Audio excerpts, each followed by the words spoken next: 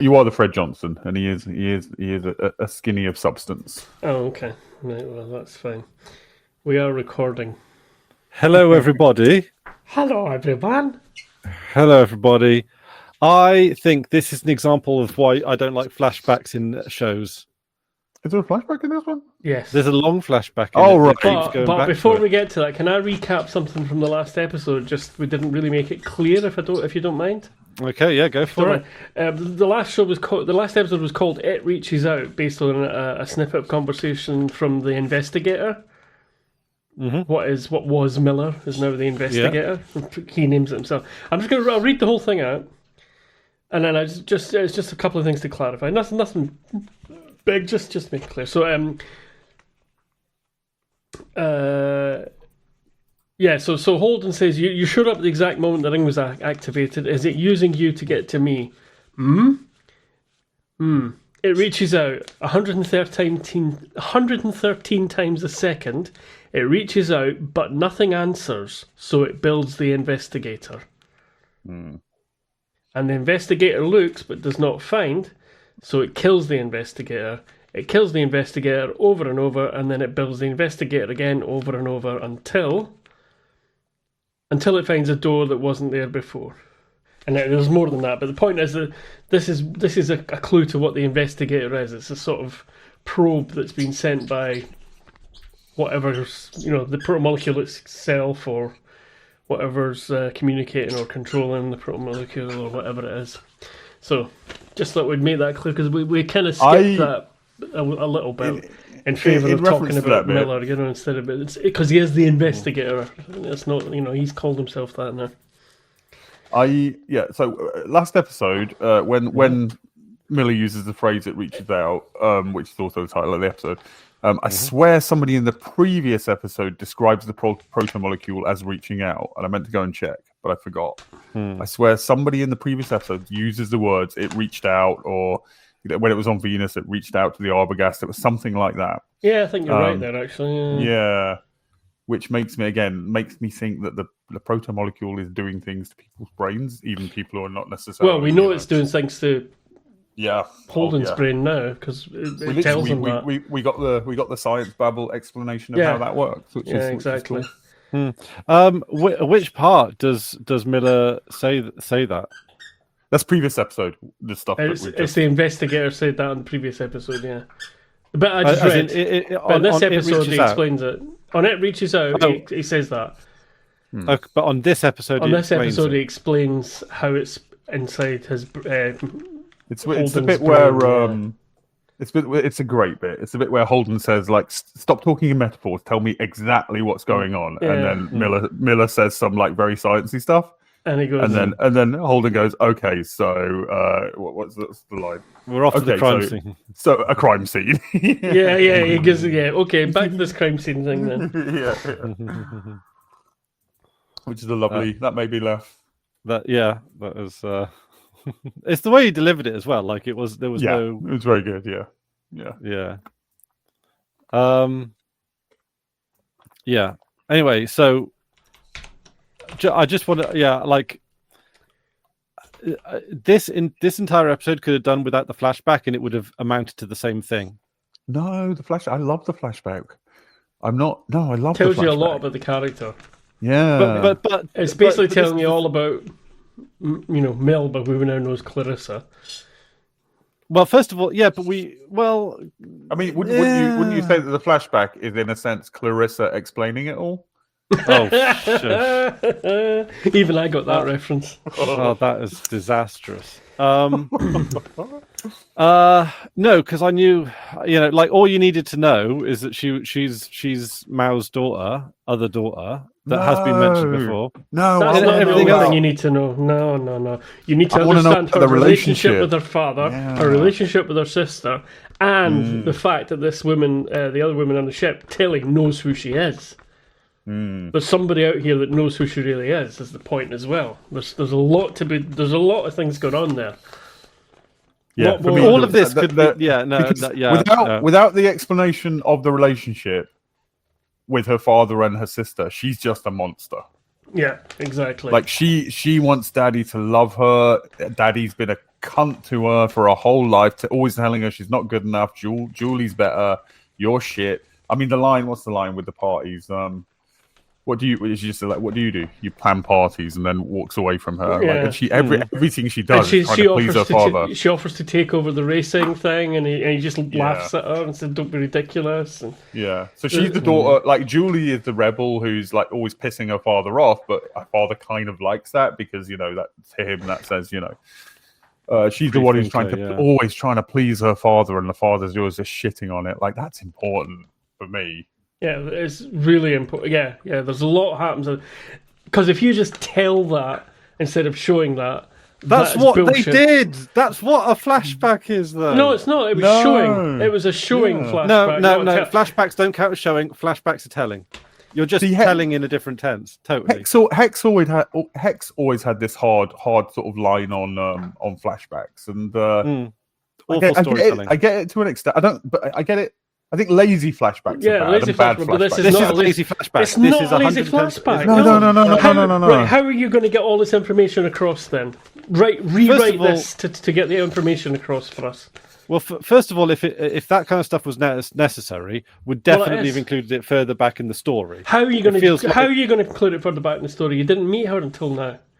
If you told her, if you had the Clarissa Mouse stuff like back in series 2 or something. Then there would be no mystery about who the fuck Melba is and why she's. There is no mystery. They've got the flashback is completely. I don't think the point is the mystery. I don't think it's ever like, oh, who's she? Why? It's more like, why is she doing? Why is she doing this? Is more important than who is she? Not who is she. It's really it's why she's doing it is important. To me, this is the correct use of a flashback. Like they could have put the stuff in season fine to me. 2. But it'd be like, why the fuck is this here? Why are we learning about this woman? Yeah. And then like 2 seasons later, it's like, oh, she's back. That's weird. Like, no, I think this is the correct way to do it. And how do you get the father part in as well? No. And the fact that Tilly knows her, okay, that could have been done slightly differently, but I think it's better than somebody saying, I think I know that woman. It's the kind of acting Alex would have done instead of a flashback. We disagree, Christopher, is what we're saying. I think. Yeah, I totally, I get it, but like, no. but no. No. You have a distaste for flashbacks. This is the exact reason why I don't like flashbacks. I don't like flashbacks generally, but I think this was absolutely fitting nicely. Why is this? Explain that. Why is this? What's so bad about this? Basically, is what I'm asking. I guess. Basically, it to me, I find it nearly like it's basically someone sitting down and going, okay, so basically, we're bringing in this new character because Julie Mao's, he's basically part of the, Julie Mao's daughter wants to get her own back type of thing. Like they basically just sat down and said that. Like they've just added so much padding to make it less explicit, but it doesn't make it any less explicit. It's telling, not showing. Exactly. That's exactly my.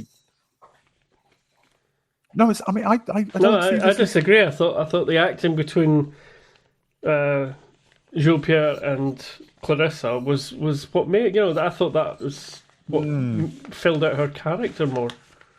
I don't see how it's tell, not show. Yeah, I think I get tell, not show when it's actually showing you. Yeah, I get what you're saying about like it's basically like. I'm thinking of it in sort of a game context. Like here's a new character and here's their backstory for half an hour. Kind of thing. Like that's what you mean, right? Exactly. Yeah. I understand that. I don't agree about it being that, but I understand what you mean. Yeah. Like if it was that important, weave it into the previous narrative. They could have done it 1,000,001 ways. They could have done it with Mao talking to May in the last bit. I mean, I know this is different books, so it's not necessarily.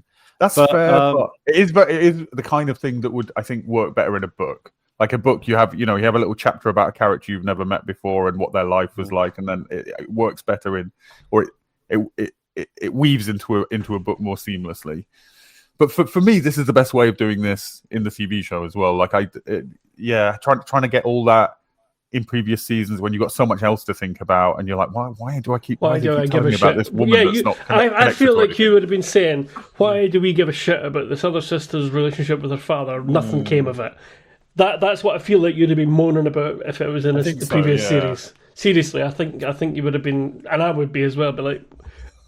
Because, like, well, it doesn't pay off, so what's the point? I mean, I'm not entirely sure why I care about See, this woman's backstory now. Like, it's not a weirdly complicated one. She's trying to please her father, and now and avenges incarceration. That's all it really came to. Seeing how devastated she is when her father just keeps rejecting her and telling her how her sister is better than her. Like, that's.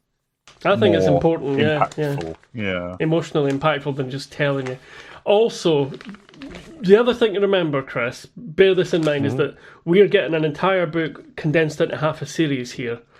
So I was actually, well, this is what I was going to say before you started like ragging on the thing so bad, you beast. I was surprised at how soon this happened. I thought this happened a few episodes on. Before you found out I think that's maybe what it is that you've only had one episode or two episodes to know her. I like the pacing of this. It does feel like they're cramming stuff in a bit because it is half a book or an entire book and a half season. Yeah, but I like this pacing. I like how I like this pacing. Yeah, stuff's happening. So okay, we'll see if this unfolds and justifies it as it goes. But I think the strongest point that you made was like if you're cramming it in, then shortcuts are going to be made, right? Yeah, basically, yeah. But like I say, otherwise, what was the alternative? Is to put her relationship with her father and her sister way back in series one or something. You could have weaved it in a cleverer way. You could have weaved it in. As I say, write it for us then, Chris. If it's so obvious to you that there's a better way of doing it, I think it's a convergence. It's a convergence of two things for Chris. I think it's his quite hard stance on flashbacks. Plus, he just isn't engaged by this backstory. Right? I am, and you're not. Yeah, I'm definitely engaged with this story. That's fair. Yeah, I mean, obviously, I can't rewrite a clever plot line that is on a level of the Expanse. I'm not asking you to write it cleverly or perfectly. I'm just. No, I think just give me the literally weave it into existing plot lines. No. That's, she is that's meant too to broad, previously. You know, that could have been done. Right. Anyway, let's move on from that. Before we, of course, it could have been done because, like, if it doesn't, then it would have been an impossible story to tell otherwise. If anybody else has any opinions on this, feel free to feedback at thepolarbear.co.uk or leave a comment on the video. It's not as bad as a dream sequence. I'll give it that. I think for the amount of time it took up in the show, it got an awful lot of information, and it got it over emotionally. Her relationship with her father, on just written down on paper or spoken in a few lines, would never have been so impactful, as far as I'm concerned, as seeing it. But let's just wait and see. Maybe it'll pay off more in the character later than you might. Yeah, maybe it will. Yeah, no. But I'm not really taking that as a future vision thing. No, I really think that. It came quicker than I thought because it's only the third episode she's in, but. Also, the revelation and everything. But no, anyway. Okay. Well, there goes the fucking start of my notes then. Yeah, my notes fucked, haven't it? No. All I've got at the beginning of the note is the notes about Melba is actually Clarissa Mao. She's trying to please her father, and Tilly knows who she is. Tilly knows this woman. So that's obviously going to be an issue. Well, it is in this episode. She's like, oh shit, there's somebody that knows me here. And I even quite liked the little laughter segue, and that's how she recognised her. That it was her laughter from her sort of fake laughter from the past. That was a good segue. I'll give you. It was... But fuck me. Fuck Clarissa. You get the Yeah, maybe you'll feel better about it later, but maybe you won't. I don't think anything. There's a lot of cliches, right? But cliches are cliches because they're the hammers and screwdrivers of the toolbox. You're always going to need them.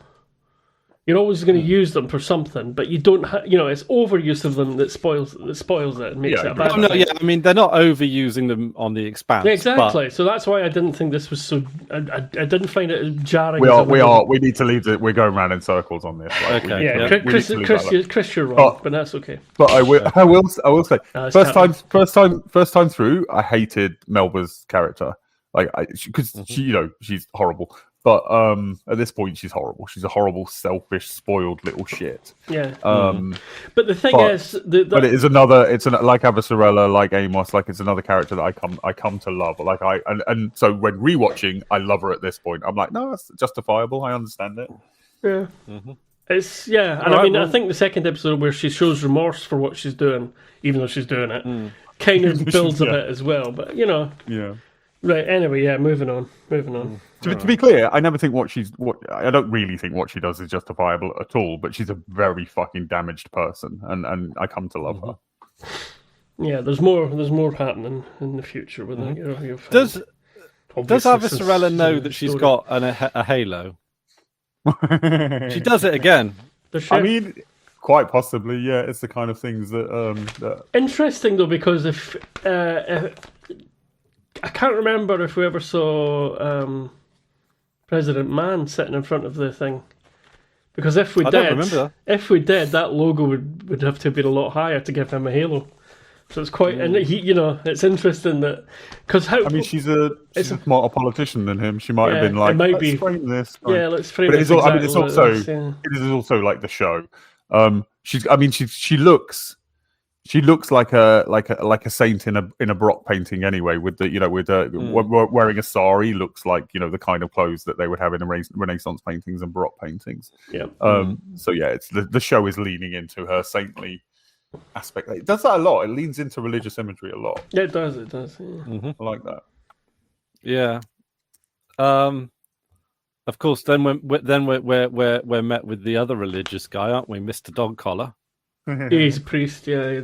Although, what religion? Because he's married and he looks like a Catholic priest, but a lot of Protestant stuff tends to lean into that aesthetic. But then he talks about mega churches, which isn't really a very Catholic thing. But yeah, he could be the Catholic Church, and they've re-allowed them to marry again or something. Maybe, yeah.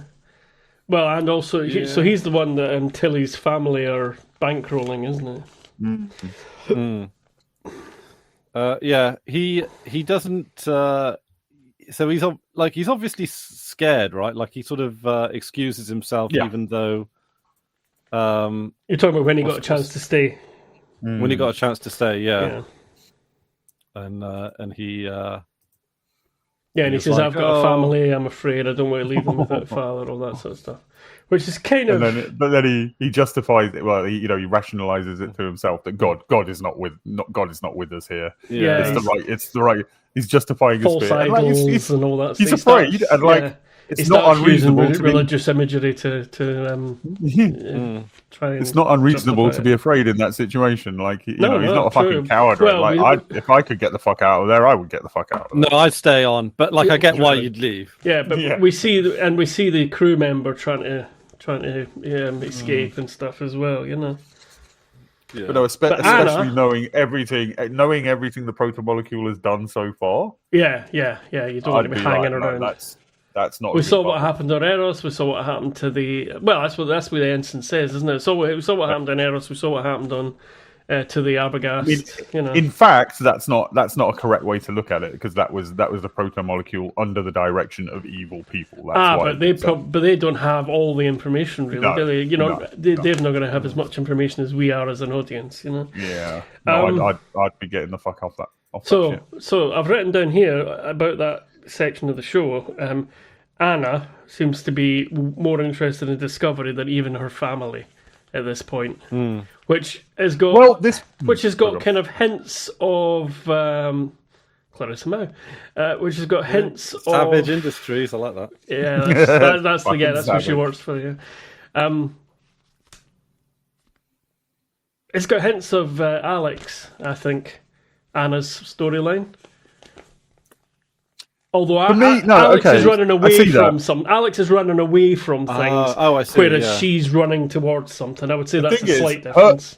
Her wife pisses me off. This is another character that irrationally pisses me off, somewhat rationally. Her wife gets on my fucking tits, because there's that bit like several episodes ago where Anna's talking about coming home, and because this is pointless, politicians are dicks, I'm coming home. Yeah. And her wife says to her, only come home if it's the right thing for you. If there's more for you to do out there, stay there. She does, yes. And then And she then, basically goes back 2 on episodes it, later, why aren't you home yet? Like, fuck off.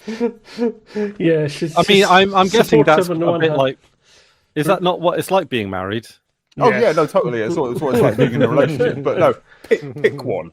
Either you care about, I mean, this is a huge thing for me, blah blah, or you don't. Yeah. Too realistic, isn't it? Too realistic. Yeah, it's too Too real. realistic. It's too real, yeah. Yeah, so basically, is Anna putting Discovery over her family, or is she just... I mean, she's only away is for a it- few months. Like, Yeah. the kid's gonna be fucking fine. And also, it is like the edge of the world, right? Like, Yeah, I mean, that's the... Yeah, I mean, let's be honest. They are going to somewhere where they think they could just never come back from. I mean... Sure, but it's literally like she says, it's one of the greatest things that's happened in human history in terms of Yeah, like and mystery she and, wants to like. sort of- And if yeah. she's and she is brave, she is a brave woman. Like if she's brave enough to want to be there and face it and see what it is, like support as a spouse, you should be like, that's fucking cool. You're amazing. Yeah, go for it. Don't But be you a don't I mean, wanna it's lose hard them either, emotionally, but like you yeah. get past it, right? like no, come home. Who's going to mow the lawns? Fuck off. Wow. Yeah. She's already sent more money back home than they would Yeah. ever have had anyway. So Anyway, so Ashford basically he sort of he's the one that picks up on all the little details initially. I quite like that. He's the one that I goes, like Ashford right. a So lot we can get this. Okay, it's nice to know we can get things go in and come back out again. He's a smart cookie. yeah, Ashford. he's a sharp, like socially as well. He's great with people, and I have Yeah. a question about that later on. Yeah. So it's like he's the one that notes that you can't get a signaler, but at least we know we can get physical objects in and out. And obviously they're trying to work out why, and they get that. Well, that's the first thing on the Thomas, the John Thomas or whatever, the Thomas Prince. Yeah, that's the thing on the Thomas Prince that they're all discussing when you first see them on that ship. Is like, why didn't the ship pancake when the blah blah blah did and all that? Years ago, I had an online friend who was genuinely called John Thomas. That was his name, and he lived on Beaver Close. Beaver Close. Beaver Close. John excellent. Thomas on Beaver Close. I mean, that's doxing, I guess, but Well, Oh my god! Right, there's a person on one of the nearby local forest councils, and their surname, and I fucking kid you not, on this one is Get Good. I had a friend called Greg Blower back in the day, back when I was a teenager, and his father's name was Richard, but he went by Dick. He went by Dick Blower. He went by Dick Blower. Excellent. Which is just fucking great. Yeah, I mean, lean into it, right? Yeah. Nowadays, I'd totally ride Dick Blower. Yeah, yeah, exactly. Okay. Well, there we go. How does it? Do we know how you get Dick from Richard? No, Rick Dick. Like I don't know where the D comes from. Rickard, Dickard, Yeah. Deckard. Yeah. Not at the moment, no. Okay. Do you guys have anything else to say about the? You said you had something else to say about Anna's thing, no? Is that? No, I'm finished not with me. the notes on that. Right, well, can I come to Holden a minute? I'm jumping about all over the place today. That's right. Jump away. You're going to struggle to come to Holden if you're not even hard yet. That's true. Two things. Two little. I never really thought of Holden. I suppose he would be. It makes sense that he is. What's the word I'm looking for? Not nostalgic. What's the word I'm looking for? Semaphore? Iguana? Lionel Richie. Clarinet? It's a bit like nostalgic, but it's not. It's when you keep Reminiscing? Yeah, when you're the kind of person that looks back and keeps oh God, what's the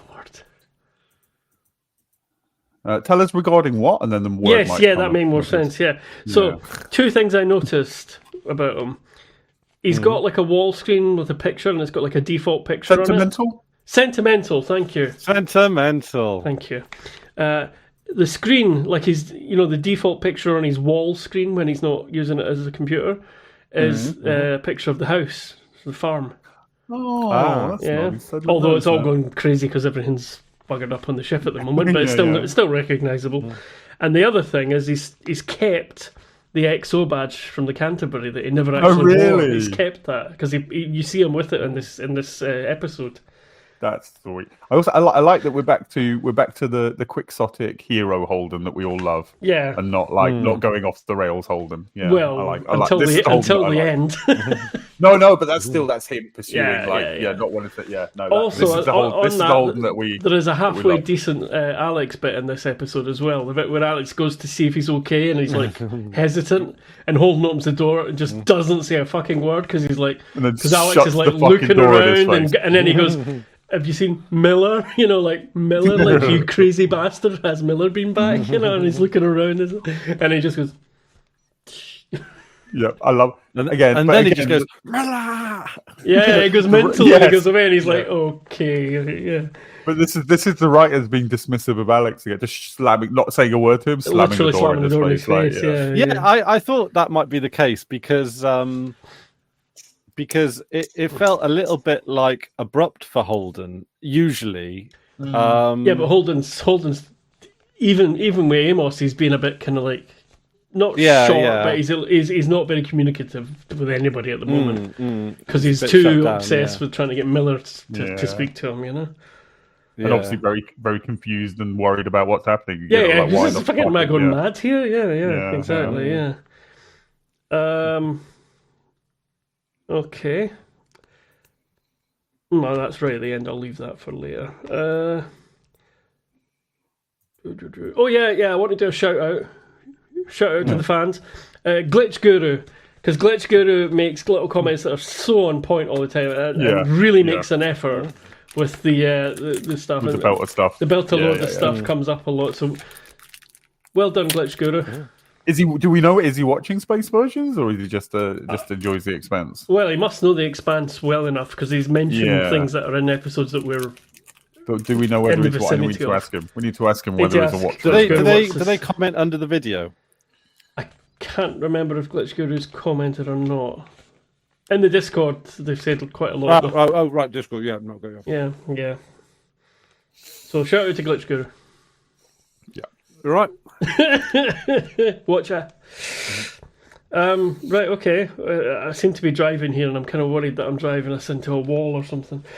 That's right, we'll go nice to the ring. Yeah, to the ring. Yeah, into the ring. Well, the other thing we find out, if we're looking at my notes, then is 18,000 kilometers per hour is the speed limit at the moment, according to this.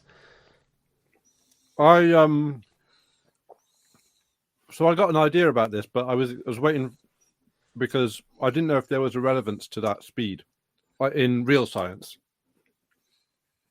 Like if it's if there's like a scientific. So what it could be is that because they're wibbling with space time and whatnot, that they might have slowed down the speed of light like by a lot to that. So that they can make either like a universe, a small universe in the bubble. So you think it's some sort of constant that they're? So yeah. It's 1.5 times the speed of sound ish. That's the closest I can. Well, that's very slow. Is it? No, it's not. Based on my googlings, speed of sound 1,200 kilometers an hour, roughly.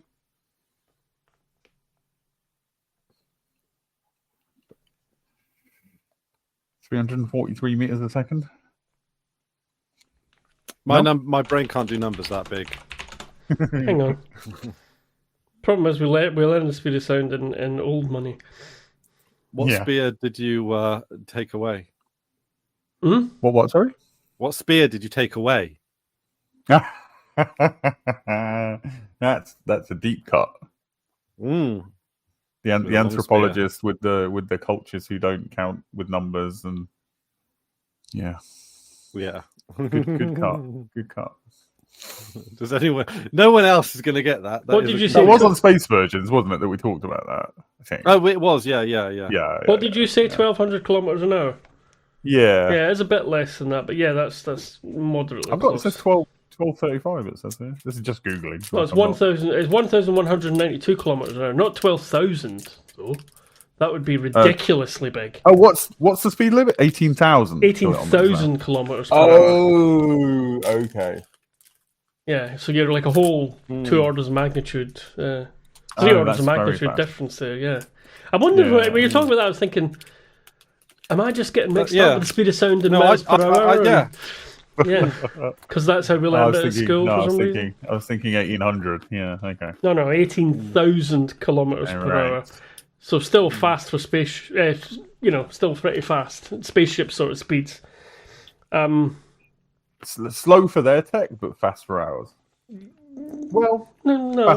fast for us. But yeah, 18, I don't know. 18 times the speed of soundish would be very fast. My No, it's query, more or like my 9 times. 15 or 16 times. Yeah. I mean, my thought is that like they can't see stars in the bubble, right? Yeah. Yeah. So all my they can thought see, is they maybe... can see this. They can see the stars outside through the gate, and it's distorted around the edges like a lens. And inside the bubble, all they see is the sort of blue gas sort of thing as an edge. And then in the center, there's another bubble, smaller bubble, which is made of the same sort of gas-looking stuff. I'm saying gas. Well, I'm just giving it a reference the point. nucleus. The nucleus? Doesn't Miller call it the nucleus? No, the nucleus is in the middle. Yeah, that's what I'm saying. There is one in the middle. Yeah, there is a. Yeah. That's Right, that's what you're referring to. We're inside a big bubble. Yeah. All we can see outside the bubble. So all we can see outside is the edge of it with the gas, or the gate, as we were calling it now, because Chris thinks he's caught me out with something. It's like, oh, you're so pleased with yourself and that. The orifice. The orifice, yeah, the sphincter. Yeah, so you've got the thing. You get the ring. So we can see through the ring to stars. Then we're inside. We look like we're inside a big bubble of some sort of bluish gas on the outside. Then on the center, there's a smaller sphere, or it looks like a small sphere of the gassy stuff as well. And now I'm going to have to look at the transcript to see what you call, because you said nucleus, didn't you? Oops, shit! I'm trying to. I think Miller does refer to it as the seed crystal. I think they refer to that seed crystal language again, or something along those lines. Maybe nucleus. I'm pretty sure I heard the word nucleus. Yeah. The bad news is this one hasn't been transcribed, so I don't, at least not here. So I don't have the transcript. If you got a subtitles file, you can just search for it. Obviously. No, I mean it's not. I mean, if you want to, feel free. Yeah, I'm not fussed. I don't have a subtitles file. I've only got subtitles on the video. I'll have a look through it then. If I've got one. But I can. Let's have a look. I can computer chirping. I like the big computer panel that the Mao lady's on, Savage Lady. That's kind of. What's That's the word actually you're looking like for? Nucleus. Nucleus. We got to go. Yep, we got to go. Come on to the station, to the nucleus. Cool. That thing in the middle of the place. Yeah, it's the investigator that says to the station, to the nucleus. So he calls it a station and a nucleus. To the windows, to the wall. Sorry, a station and a nucleus. He calls it both things, yes. To the station, to the nucleus. That's what the exact words he says. Okay, a station is interesting. I didn't catch that one. Ooh. So does that mean like a station isn't a place to go, like a dock or a train station where you go to there and then it takes you to the gate? Time for our cum faces. I mean our poker faces. It could be station, just as in the root of the word stationary, just the thing that doesn't move. Mm-hmm. The fixed point. Yeah, it could be. But I reckon this is Mass Effect Relays. Is that the game that I've got now? Oh, have you bought it? I don't know. I got a present. Oh, Somebody wants me to play. who gifted you that? I think it was Andrew wanted me to play it, and it was on sale. I mean, it is. If you can cope with the BioWare writing, it is very expansive in some ways. Or expansive, vice versa. There's stuff in here that they've just literally taken out of Mass Effect. I would say, I think, yeah, possibly, but also it's Mass Effect deals in very tropey trope. That Oh, it does, yeah. Common like, in sci-fi. Yes, it is Mass Effect Legendary Edition. There you go. But I never played it, so yeah, might happen soon. I would enjoy seeing you playing that. Okay. I would. It's a sort of adventure thing, yeah. It's RPG, spacey, sci-fi, RPG, adventure. Yeah. Well, we'll soon find out. It's really good. I know it's like it is tropey, but the bit where they're talking in the lift when they're going into IO, that's straight. Yeah, that feels like a nod. Yeah. Hang on a minute, I gotta drink because I'm just doing my light. Arse, girls. Okay, hang on a minute. This one is this one up here? This pain in the ass.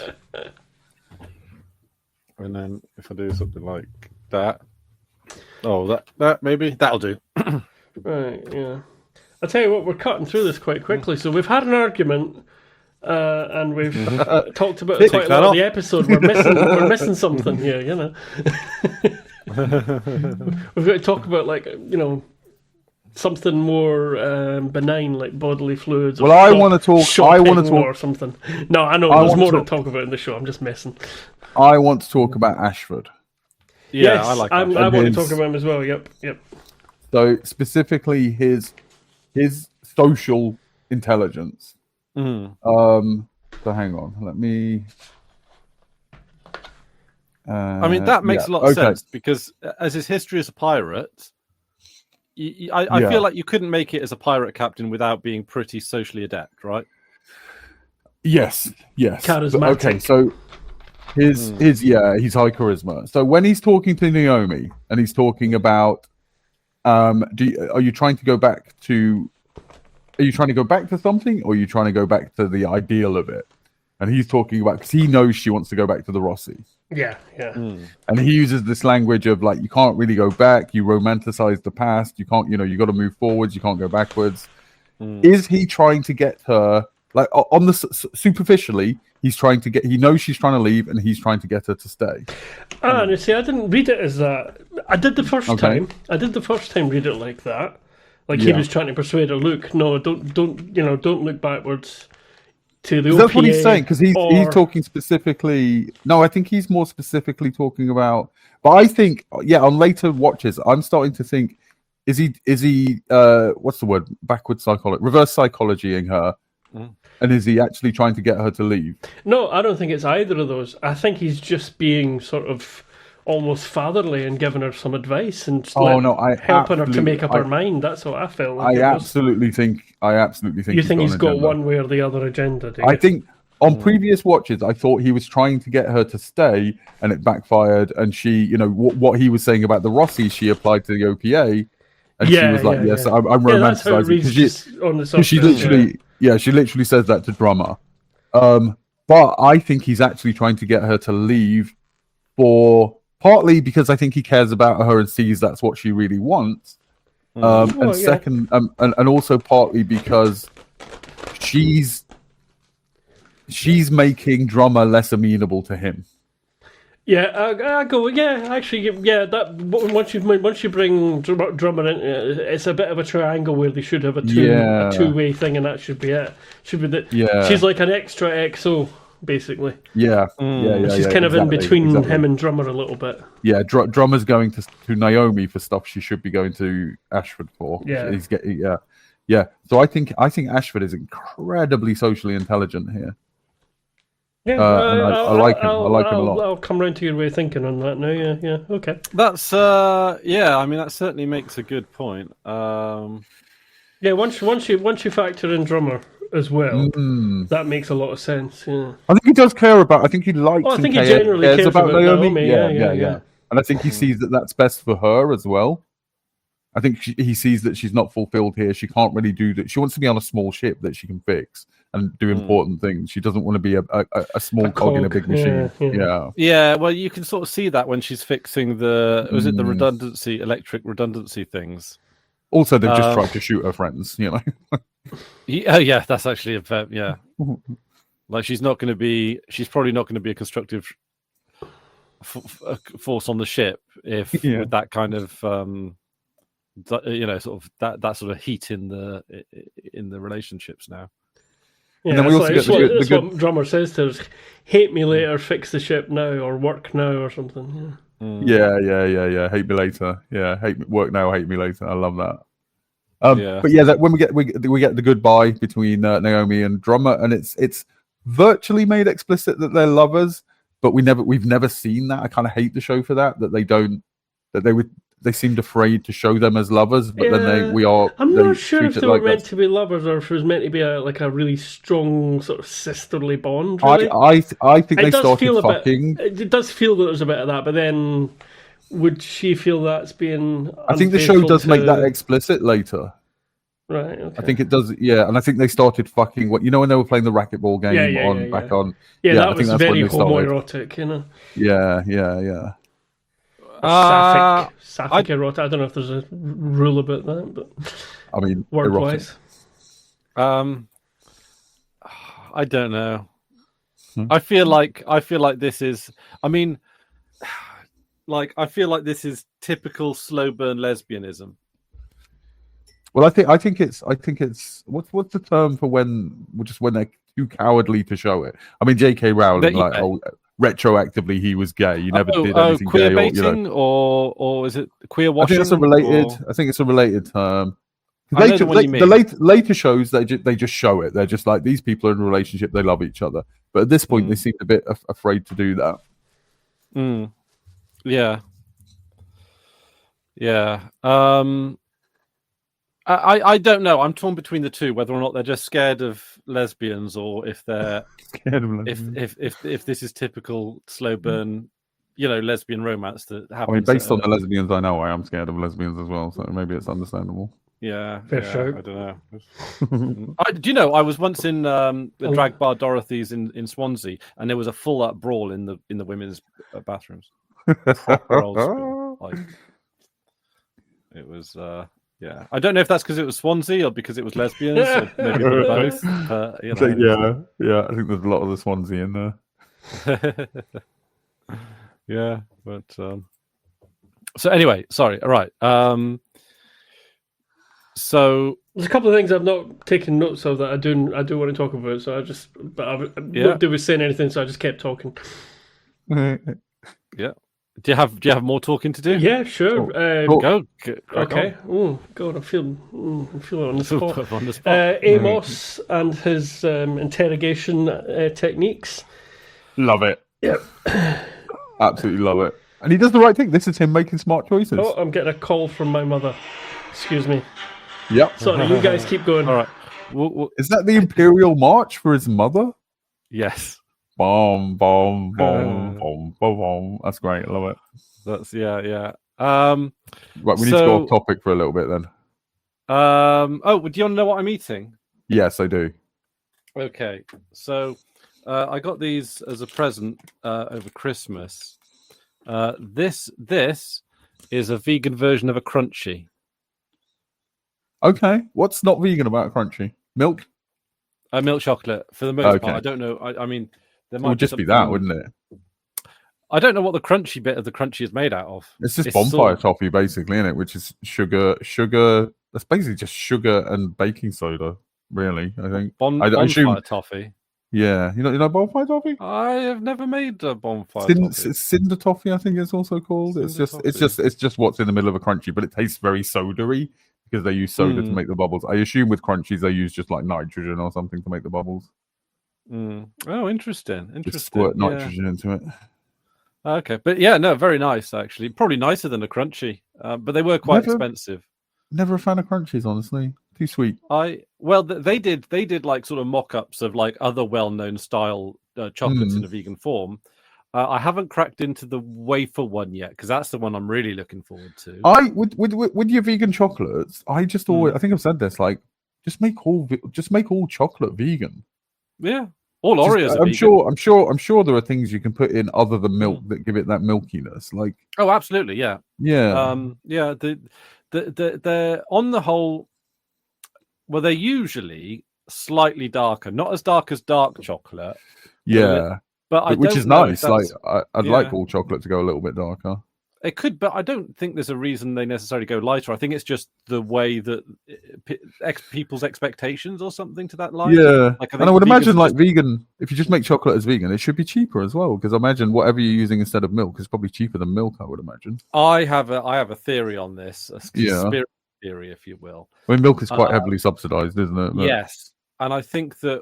So a lot of things that go into things, everything from certain types of crisps to a lot of stuff involving chocolate, all this kind of stuff, is like milk dust.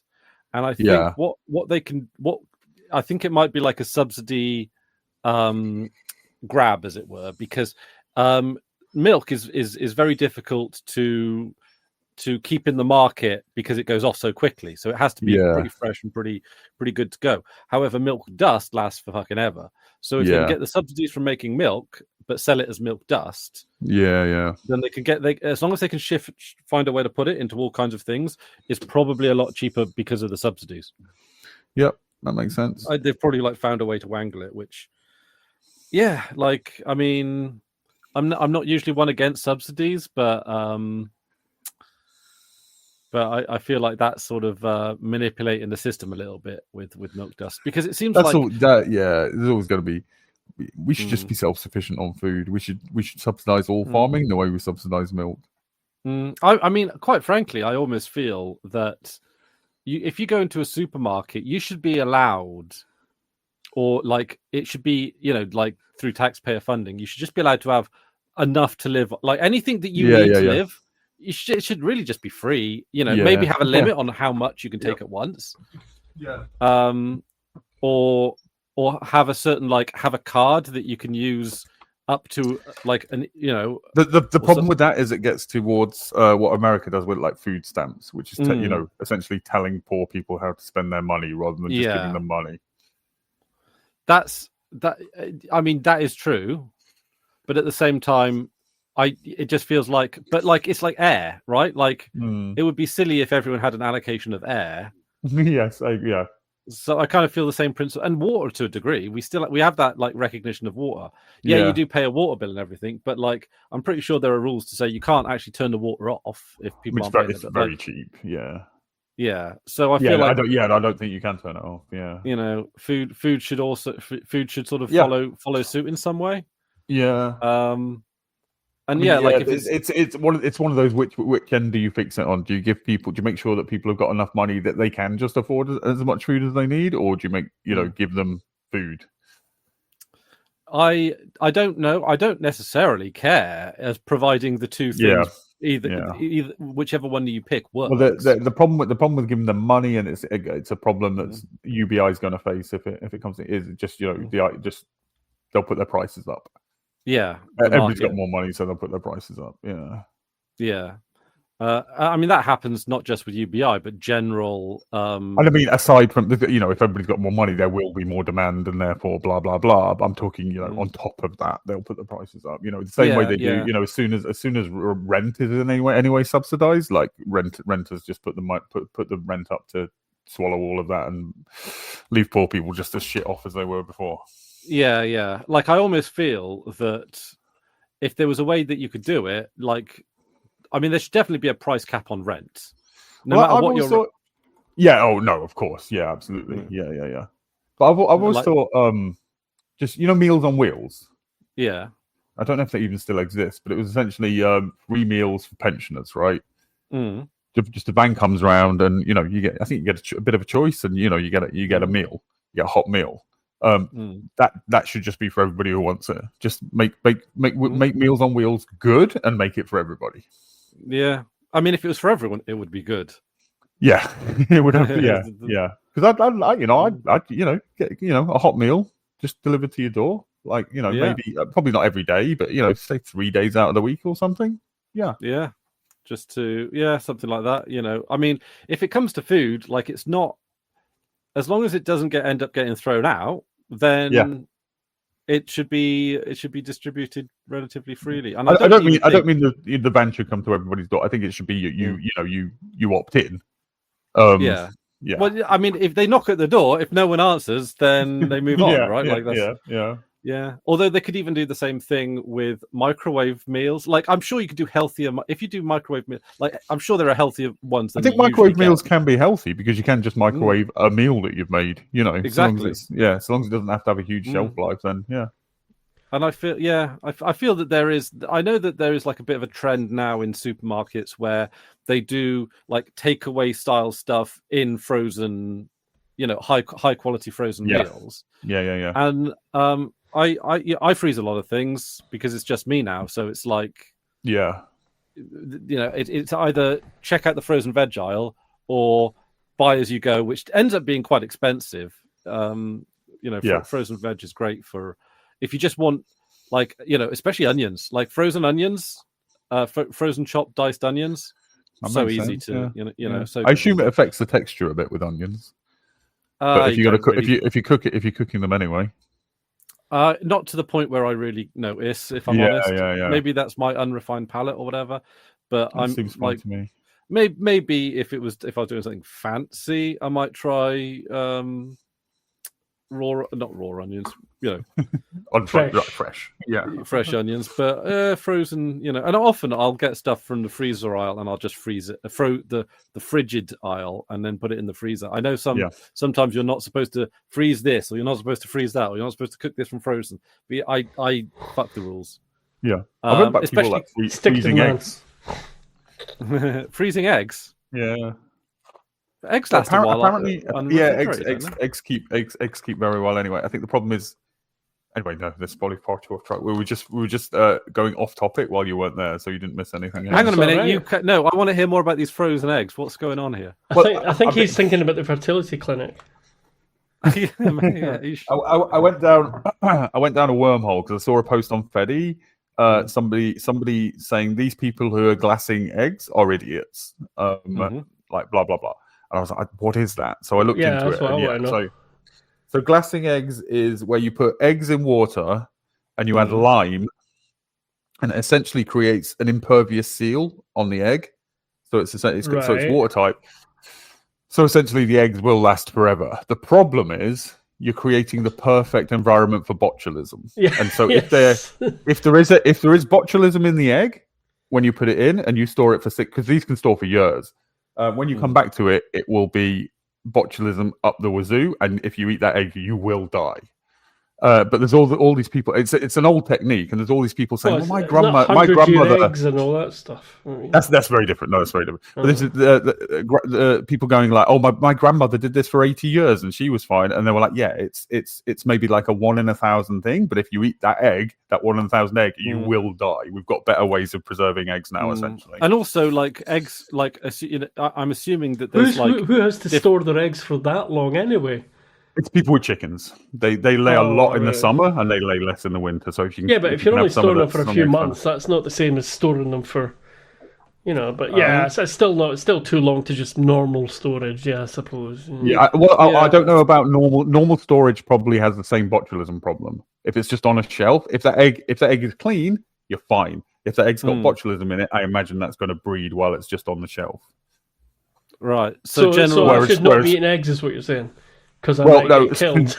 No, only if they've been left for a long time. But freezing them is fine. Freezing them, you halt the growth of the botulism. Because the problem with botulism is you can't smell it, you can't taste it. It doesn't look different. There's no, to our human senses, discernible difference. Okay, so hang on. So is the moral of the story glassing eggs is fine? No, glassing eggs is bad. Okay, but you said freezing them is fine. Freezing because that halts freezing them.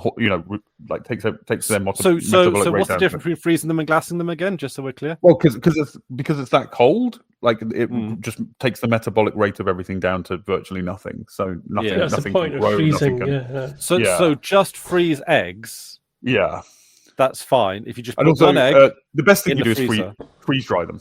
Is the best thing you can do. Which you then rehydrate, but that's good for like scrambled eggs and stuff. But obviously you can't. It's essentially frozen scrambled eggs. You can't make a fried egg out of dehydrated eggs. But so apparently these glassed eggs are only really good for scrambling anyway because the yolk goes very weird. But, yeah. Okay. So freezing them, you take one egg, put it in the freezer, and then glassing them, you take egg, put it in water with lime. And then freeze all lime, that, right? Lime, the chemical, not the fruit. Oh, right, yeah, okay, yeah. In my head, it was a slice of lime. No, So it was that, yeah. That's why I was yeah. wondering how you got this magical seal with lime. So lime juice is going to, that's not going to do that. It's going to soften the shell, isn't it? Oh yeah, lime. Okay, fuck but then, me, yeah, that's seriously. Yeah, and it's also that's sealing up an egg. Seriously, that. Yeah, and it's also lime is also quite toxic. Yeah, you don't want to be. So, like in in the in the 18th century, it was a pretty decent, technology allowing, it was a good way to store eggs. With a 1 in 1,000 chance. I'm making the 1 in 1,000 thing up, but there's a chance this egg could be botulismed or all to shit, and you will die. Because glassing it. Okay, all right, yeah, okay. It was Jason on Fedi who got me onto that. It was just a thread I read, and he was because he's a farmer and he's into food preservation, but he's into doing it safely. And there's a lot of those farmers that like just spin the roulette wheel of life. Isn't it? Well, there's a lot of like YouTube and Instagram stuff about I've started glassing my eggs and it's fine. Like I've had 30 of them, and it's not but it's not. It's not a good idea. And all these people going on Instagram and TikTok doing the glassing, they've probably they're not years into the project yet, no, they've probably done it once because it's they're an influencer thing. Well, again, they probably know old people who the normal for them, and that old person got lucky and didn't, but like there is a chance, and it's a relatively high chance. It's a similar one with people canning butter. Like canning butter is becoming a thing, and that if you do that in butter. Because then it will keep for forever. But again, it's the same thing. If you do it in very safe, in factory conditions, you can keep it safe. But at home, like you can't guarantee that some organism's not getting in there that will. Can you can margarine? I think margarine actually goes rancid like way quicker than butter, and rancid margarine smells fucking appalling. Like butter's again like eggs. It's fairly. Long life. I'm just thinking to like reduce the plastic packaging rather than or can you have like metal tins of margarine? Well, for that it should just be like what it just about was when I was a kid, where you go in and you just ask for like this much ham or this much cheese, and it's just wrapped in like waxed paper. We just need to go back to that. But with butter, how many people need this extra storage thing anyway? This seems like fads rather than requirements of any kind. It's people. It's a response to the cost of living going up partly. It's a bit faddy. Bulk buying in the capitalist world doesn't get you anywhere unless you are way up the food I think with some of chain, these, it's butter they're producing themselves. I remember watching a TikTok that Danny linked me, and it was this person who was like, I went to the store for butter, and then I realized cream was on sale. So I bought like 8 gallons of cream, and I've been churning it for like, and they were churning it for like 12 fucking hours to get like, and they got a lot of butter. They got more butter than they would have bought for the same money, but they were churning it probably two-handed churning it because there was a lot of, so much churning. Were they tasting it? Make sure it was okay. That one tasted good. And looking directly at the that one's gone over my face. Yeah. But yeah, so much like unaccounted for labor to produce this butter. Like if your time has to be worth literally. That's the thing that people seem. That's the thing that people always leave out of any of the make it yourself things is your time.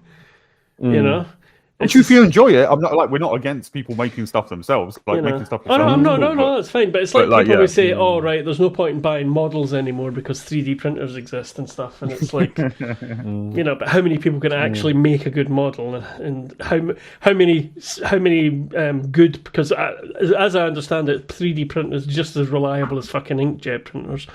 Were they that bad? Things can go wrong. Yeah, and nightmares. you've got like half a model that's useless. Half a model. I'm gonna give a shout out to Jason because I don't think he's not in the Discord or anything. He's just somebody I follow on Feddy. But Jason at 4o'clockfarms.club, and he's pretty cool. Posts some interesting stuff. Is 4 o'clock farms like a single user instance or? No, I don't think it is. I think it's a farmer's instance, which in itself is fucking cool. That's legendary. That's why I love the Fediverse. Yeah, exactly. Yeah, you're not going to get that on some big unless they sort of charge you for sub rooms and things. You're not going to get it on some big centralized thing. Yeah, 4 o'clock. Floor o'clock.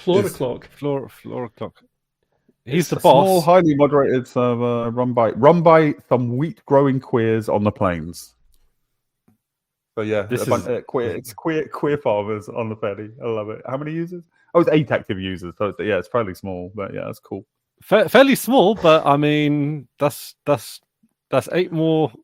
But Jason's great. Yeah, he posts lovely pictures. He lives on a farm. He farms. He posts pictures with his dogs and stuff. He's a very interesting, cool fella. I'm literally going to follow him right now because I like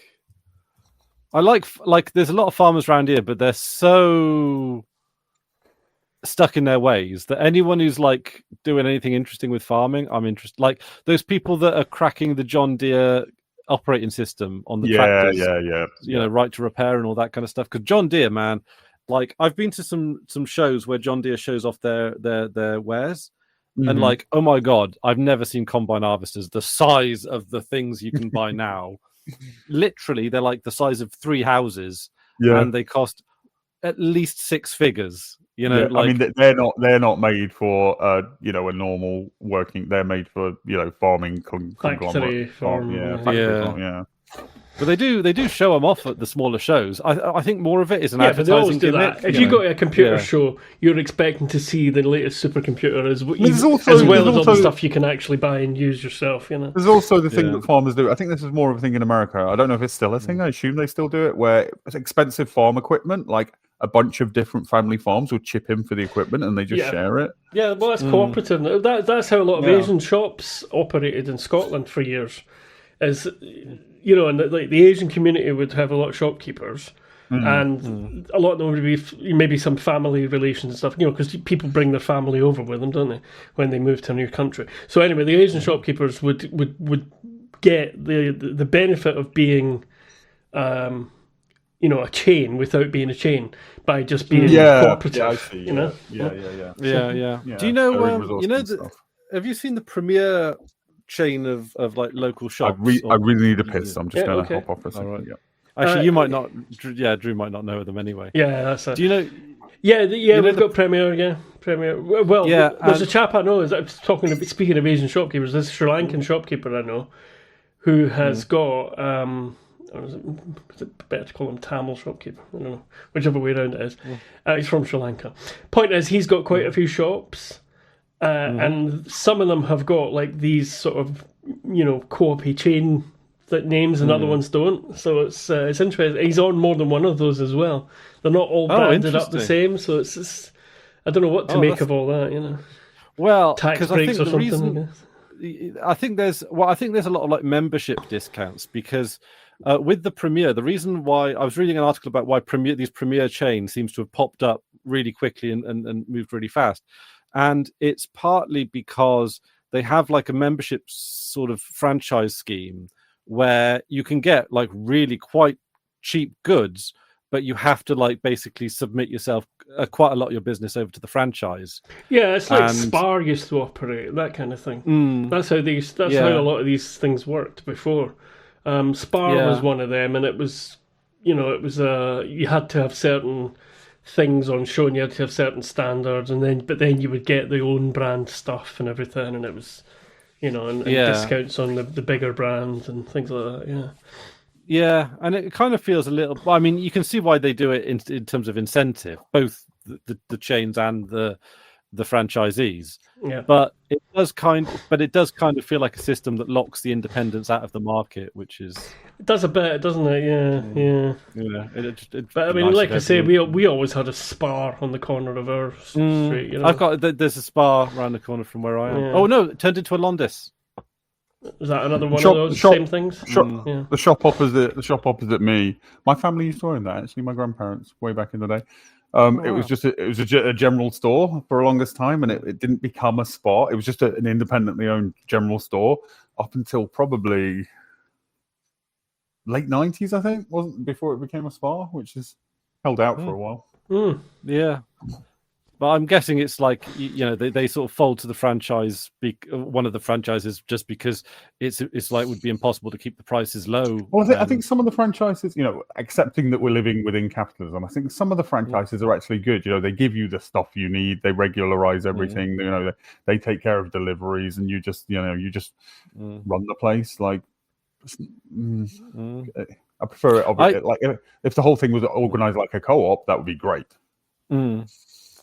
I see. There's a lot of in my area. There's a lot of housing estates being built, and also in sort of the towns in the area because of our proximity to the M4. And I am shocked that all of these houses are being built up, but no corner shops or basically any infrastructure at all. But I am certain if you got a corner shop in some of the further reaches of the residential estates, you'd be printing money. It'd just be like.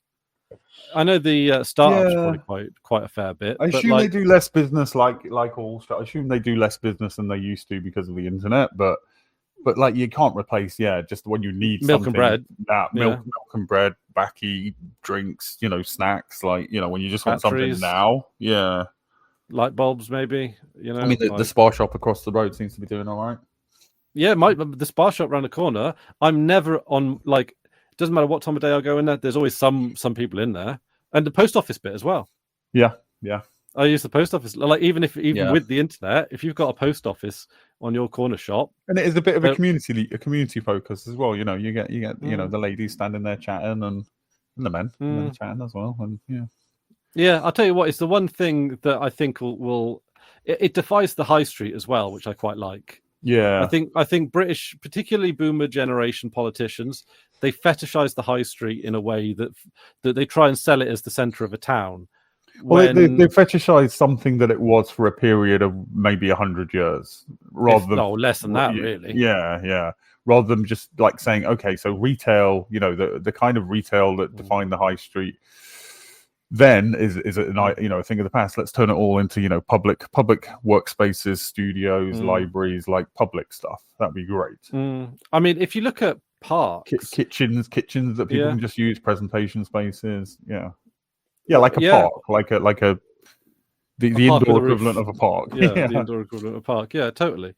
I have it as a kids' play area for fucking. I don't care. But it's just it's this idea that I don't like the central part of a town to be the bit where you spend the money. Because I don't want it to be just shops, especially when it was a grocer, a butcher, that sold you the stuff you need. That's cool. But when it's a clothes shop, a cheaper clothes shop, a bookies, an off license, when it's stuff that's just. In fact, I'll tell you what I'd rather it be. Right, scrap all the fucking shops, turn them into flats for all I fucking care, and just have the high street as a market square. Pedestrianize it, make it leafy. And just have. I'd rather it be like public communal stuff, but I mean, some of it should. I mean, experiment with it, mess it up, see what. But the thing I always feel gives me a little warm glow in my heart is on a nice day how many people use the parks. Loads. People use parks. People love parks, and people love parks for different reasons, right? People like taking their kids there. People like having a kick around with football there. People just like cycling or walking or just walking getting out of the house. Yeah, Peanut's been to the park today. I would take, because they local councils put stupid amounts of money into the high street, and it all just gets either frittered away or gobbled up in one way or another by the chains. Take all of that money and stick it just into fucking parks for all I care. Do you know what I mean? Just in parks, have a gazebo, or like a bandstand or something, so you got an indoor bit. Because let's face it, And we're bring back parkies. park. Yes, Yeah, but they're not going to do that. Park Are they? rangers. They're not going to do that. No.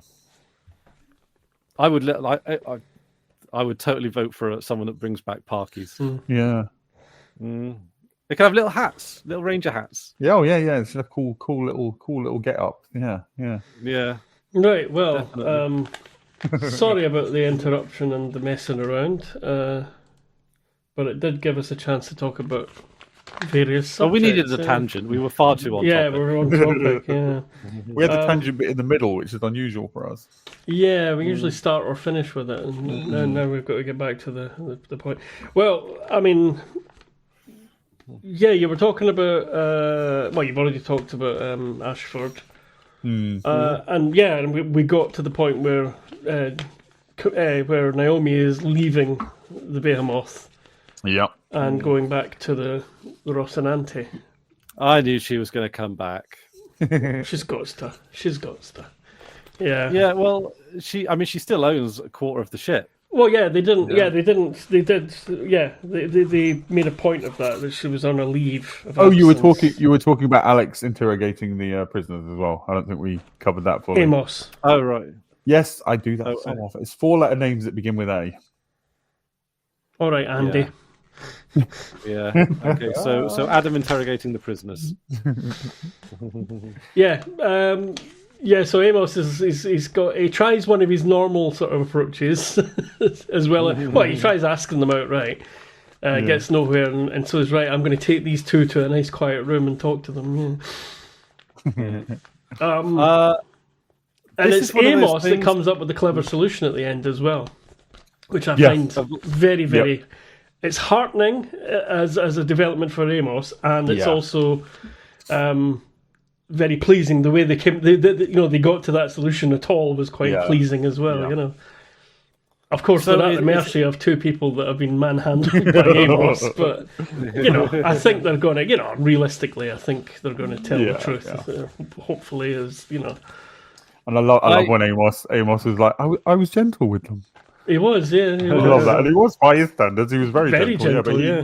I was gentle. Yeah, there's no marks on him, there's no injuries, This is a little bit like someone had it come in, and I still feel bad that they got sent out. Yeah, a little bit. But it's very, when somebody asks why did you send both of them, and he's like, well, he's blind. I can't send him out on his own. His hands are covered by the gloves. But I like how he's like, get your stuff on, and and he's like preparing it all, and he's like, get your stuff on. I'm clearly opening it. He's saying it to them in a nice way. He's like, lids on, come on, lids on. Yeah. So the idea then is because initially you're supposed to think, oh, they're getting spaced. Yeah, because that's what Alex thinks is happening. He said, you can't space them. And he goes, yes, I can. He flatly says, yes, I can. So he's sending them off. Is it back out the gate? Back to the UN ship is the idea. To the Martian ship. Oh, the MCRN ship that. Hang on. Zangu. Gilly what's that? Fuck's sake! It's not highlighted. Why is it not highlighted? It's usually highlighted in this thing, but Behemoth isn't either. Where's Behemoth? There's Behemoth. There's Thomas Prince. Oh, come on. Do you know there was my local sort of area has a raft race once a year, and a couple of years ago they had a raft that was really quite well made called the Thomas Crapper, and the theme of it was a toilet. Yeah, and I keep thinking of that whenever I see the Thomas Prince. I could try and see if I can find a picture of it. I mean, all it says here is you release them into the void with their vac suits on. But yeah, the idea is that the MCRN ship will pick them up. Yeah.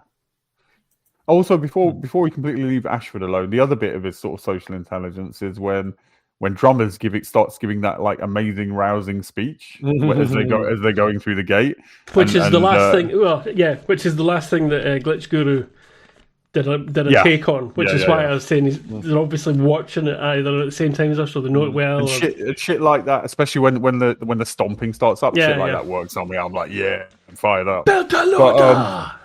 But Ashford sees, like, right at the beginning, he sees, okay, this could be a moment. This could be like a crew solidifying, like defining what we are kind of moment. And he's like, yeah, okay, I'll start banging on something. And then he starts, shouting things. Again, like, I think he's very socially intelligent, very smart. I like him a lot. Yeah, I do. And because I know at the beginning, you're not sure about him because he's from Doors. I think that's still the case. I think you're still taking him on trust, but he seems, to me at least, this is me pretending I don't know what comes. Like, to me at least, he seems on the level. Who's this? He sorry? seems on the level, yeah. Ashford. Oh, Ashford. Yeah, right. Ashford. Yeah. He seems on the level. He seems. I can't find any pictures of the Thomas Crapper. There's no specific thing other than just they get released for the Martians to pick up is basically all I'm finding. Yeah. Okay, yeah. So at least they're not being spaced, and I'm I mean that's less reckless than what Drummer was doing with shooting the Rossi. How do you mean? Well, like Drummer was intending to shoot the Rossi with that torpedo. But Ashford says like he would do the same thing in that situation. And he would do the same, yeah. Which is, I think, that's fair. Like, he didn't weasel his way out of his genuine feelings. I wouldn't have done it, but I'm not sure you would have been wrong in that situation under those pressures, knowing what it's 5 lives to save thousands. A ship full of people. No, I know it's trolley problem, but also, I would just like, that's obviously not him. Like, I don't think Drummer has enough information. They don't have enough information to do that, to make that distinction, really. Plus, it doesn't really matter what anybody on the Behemoth thinks, whether that's true or not. It's what the Inners think, and that they will. Yeah. The message is, we're speaking for the OPA. I'm speaking for all the belt.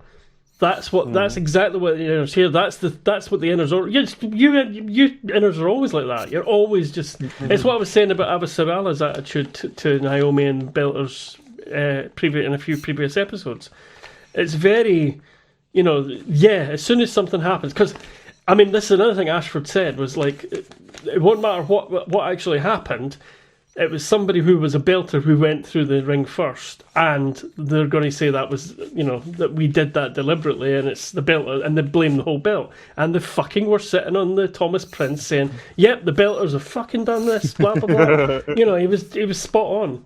So I don't think under any circumstances I think they had made the perfect. Well, it was a difficult choice, but it was the only real choice they could make. I mean, they didn't try. Like, maybe they could have, done a wide band and say he does not speak for the OPA. This is an OPA internal matter. Like, give us at least done that first. Yeah, give us half an hour to sort this out before you start shooting. No, but they're people. blowing up. But he said, but right then they've just blown up a UNN ship, and they say they're going to blow up more. So are you going to give them half an hour to think about it if you think everybody's to blame? Which is what they do, Yeah, I'm not saying it would necessarily work, but I'm just saying, like, potentially maybe there were other options, but in the heat of the moment, given the time constraints, I'm not.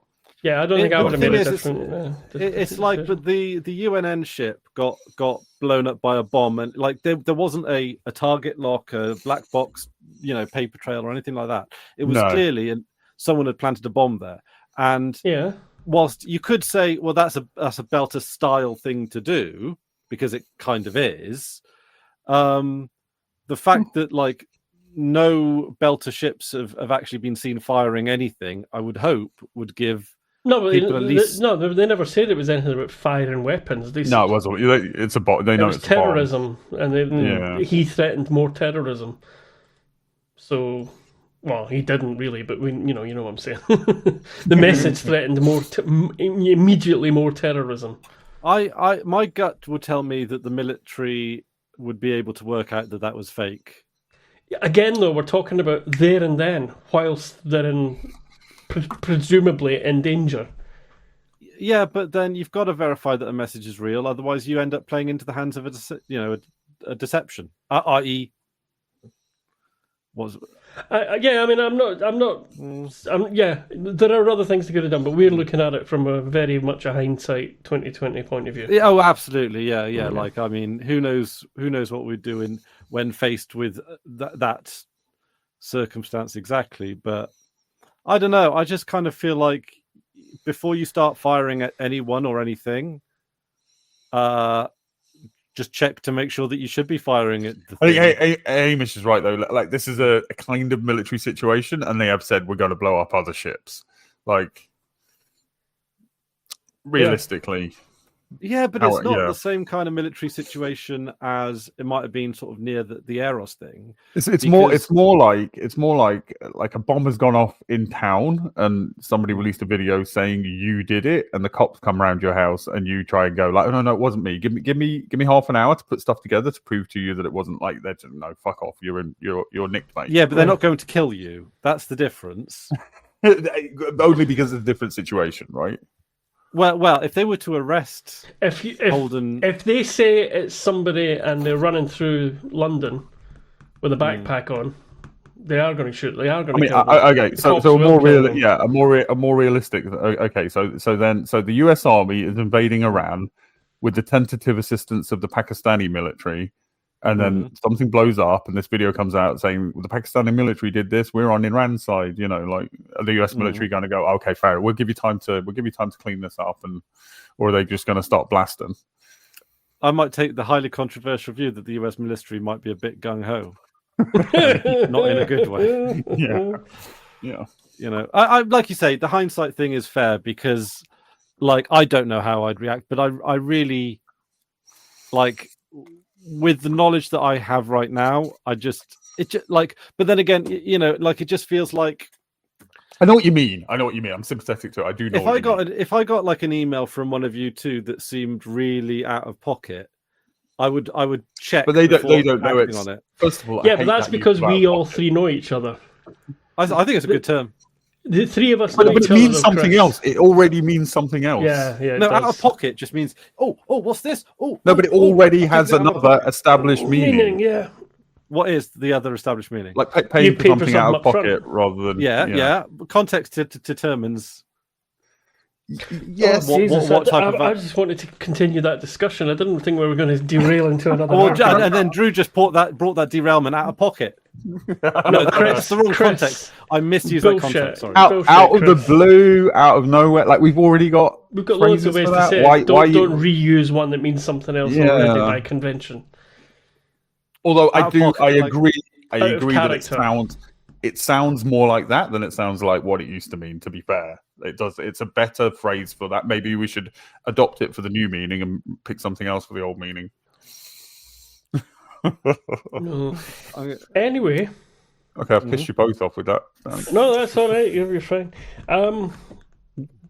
Fucking hell. Yeah. The difference is, Chris, that the three of us know each other, and we're talking about huge crews of ships with captains that might not know each other. And there is a tension already because there's three different fleets out there. Three heavily armed sides that don't trust each other in a tense situation. And one of their ships gets badly damaged by a bomb suddenly. And doing something that aligns with the two other sides' prejudices about that side. Like it's like, well, yeah, of course the OPA, you got to do that. Yeah. But this is so they've got, their immediate worry is right. Let's rescue the people from this ship. Let's get it away from the rest of the ships because the reactor might blow up or something. There's a lot going on in here. There's an awful lot going on. I think fundamentally what you're, if I'm not to speak for you, Chris, but fundamentally what you're saying is you just think people should check before they kill somebody. I mean that's fair enough, but that's not really the reality is much more complicated and difficult. But I agree with that as well. Yeah, and I also I get that when you're the captain of a ship, it's not just your life that you're bargaining with, right? Exactly. Yeah. You've got to remember they've got, and these are the people that are in charge of the UNN and the MCRs. MCRN's fleets are in charge of not just one ship, but all the ships in that fleet. And as Drew points out, there's two different sides. It's remember, it's not one side and the other.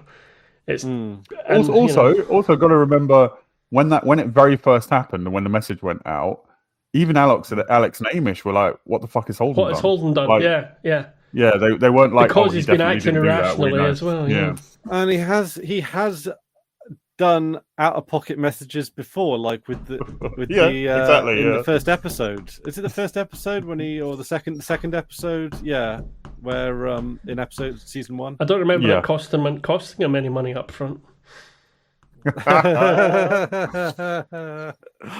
I'm just soothing myself by enjoying pictures of Anna drama. No, Anna Hopkins, who plays the reporter woman. Oh yeah. She does have an attractively big nose. She does, and she's got freckles, and I like freckles.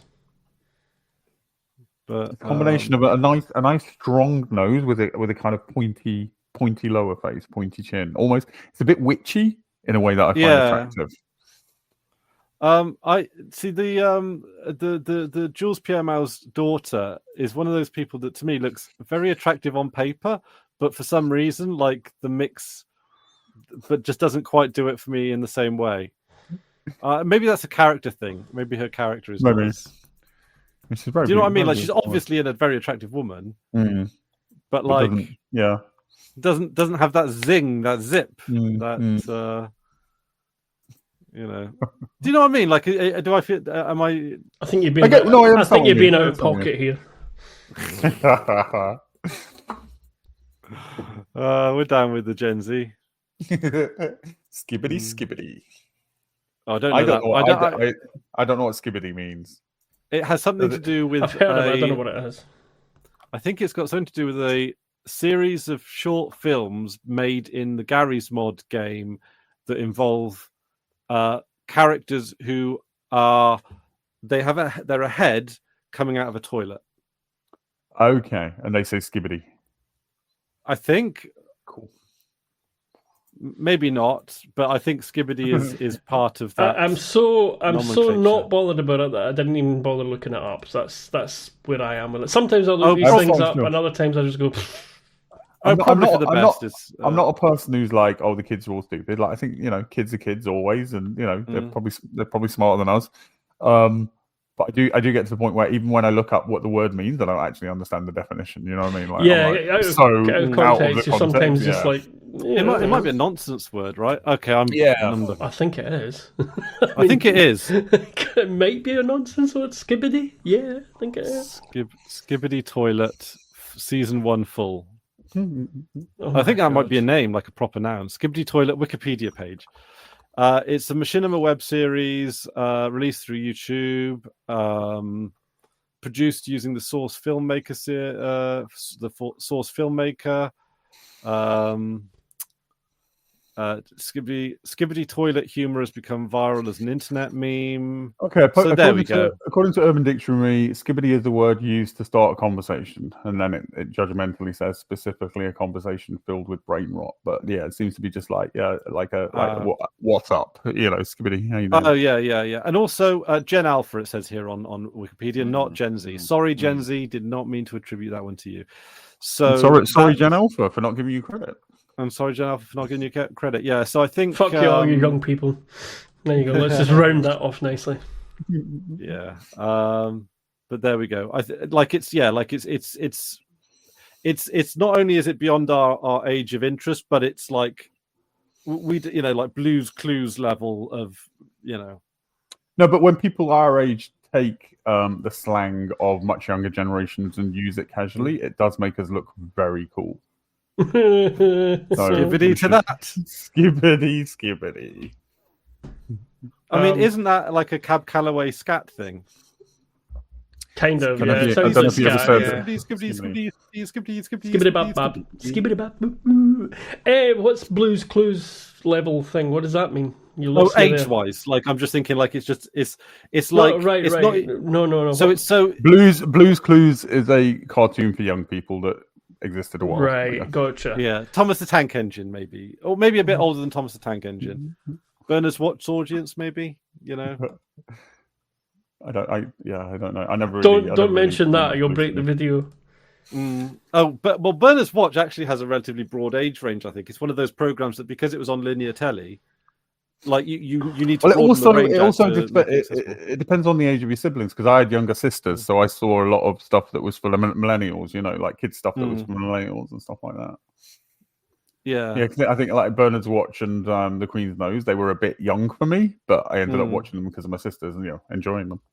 Yeah. And it's like with Lucy, she's the youngest of three sisters. Her two sisters are substantially older than her, so she exists very much in a Gen X kind of. My sisters have got that too. Yeah. So you get a mixture sort of happening. Yeah. Spread spectrum, if you will. Yeah. Out of everybody's pockets. Out of everybody's pockets. Skibbity doodah. What's it got in its pockets? Oh, we don't do Lord of the Rings references here. Come on, Hamish. That's a Hobbit, my friend. It's Lord of the Rings extended universe. Yeah, I mean, the Hobbit. Lord of the Rings. Fuck off. Well, you shouldn't. It's very bad. What do you think of the films, Drew? The Peter Jackson films? Very bad. What do you think of the books? I've never actually watched them. Very, very. The books are worse. The films are fucking terrible, but the books are even worse. I have. Do you remember a program that was done? Very clever man. Like his writings, like his non-fiction writings about, because I mean he was a historiographer, a linguist and historiographer. Yeah. So he did. Yeah. So what he was doing with Lord of the Rings and its relationship with Beowulf, and what the things he had to say about Beowulf, the things he had to say about the practice of history and how we're doing it all wrong. All incredibly interesting, and Lord of the Rings fits into that in an interesting way. But actually reading it as a novel, so shit. Drew's frozen. Oh no, he's come back. I think Tolkien had come down and zapped him or something. Well, one of my very close friends is a Tolkien scholar who is very into Tolkien, and like a mage or wizard or something. Tolkien scholar. Oh, very good. I see what you did there. Do you remember a show? It didn't have that many series with Paul Merton on, who seems to get mentioned a weirdly large amount on this podcast. And it's called was it Marcus Brigstock or something? I can't remember now. It's called I've Never Seen Star Wars. That was, I think, Marcus Brigstock. Yeah, and then the one I'm thinking of is Paul Merton was the guy, the guy in the hot seat, because it was a radio show as well, wasn't it? Yes, yeah, cool. Yeah, and it's like everyone's got that. Like, I've never seen a big cultural phenomenon, and Lord of the Rings is my one on that one. Despite being quite fond of medieval fun. Not seen the films. I've seen like first 20 minutes of the first film, and then I fell asleep. Oh, right. Yes, exactly. If you do, they're diminishing returns, the films. The first one's quite good. The second one's not terrible. The third one's... None of those words gave me a description on what to expect. The first one's not terrible. What do you say? The first one's okay. The second one's not terrible. And the third one's... yeah, that's it. But the Hobbit is not good. They shouldn't have stretched it out like that. It did not need it. It could have been two parts maybe to make a decent go at the things in the book. Well, the Lord of the Rings, they took 3 books and made it into 3 films, and honestly, that could have been more films. That could have been 6 films quite easily. It's 6 books. It's not 3 books. It's 6 books, is it? Yeah, 6 books. But I thought it was 3 books. No, it's 3 volumes usually, or one. It's either 1 or 3 volumes, but it's 6 books. The actual sections are 6. There's 6 sections to the book.